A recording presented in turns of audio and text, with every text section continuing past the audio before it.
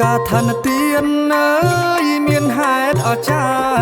រ្យកាលចេញវស្សាអើយទី14នៃ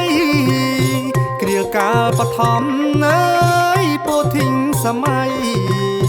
ព្រះពុញ្ចិនស្រីអើយប្រជុំព្រះសង្ឃប្រកាំងអនុញ្ញាតអើយបនកាំងឋានទានឲ្យមានប្រកបនៅដល់ភីខុងសង្ឃអានីសង្ឃ5អើយសម្រេចភពផងមានដល់ព្រះសង្ឃអើយក្នុងពុនវិន័យឆ្នាំនេះឆ្នាំសាច់ត្រូវខែវិច្ឆិកាបងប្អូនខេមរាអើយជន់ទាំងប្រងស្រីសូត្រមន្តកថាអើយថ្ងៃសៅរ៍ប្របី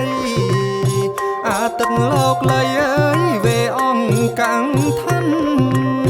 ប្រគេនព្រះសង្ឃអើយវត្តពោរាំងសីសាវាំងចិនស្រីអើយអង្គព្រះសង្ឃស្ដាជាស្រែបនពិតអើយគួគំជ្រះថ្លាបានបនផលអើយការធ្វើបនកថាវត្តពោរាំងសីអើយចៅអង្គធិការគំនិតបញ្ញាអើយដឹកនាំកសាងវត្តពោរាំងសីស្រស់ស្អាតអង្ចាក្រោមស្នាមហន្ថាអើយចៅអង្គធិការអាយុវណ្ណៈអើយសុខខាងពលៈមានដល់លោកអ្នកអើយទាំងប្រុងទាំងស្រីសូមរួចផុតទុក្ខអើយផុតសោកផុតភ័យ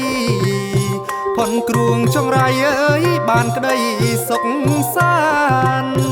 សម្រេចសម្បត្តិអើយទាំង3ប្រការមនុស្សនិងទេវ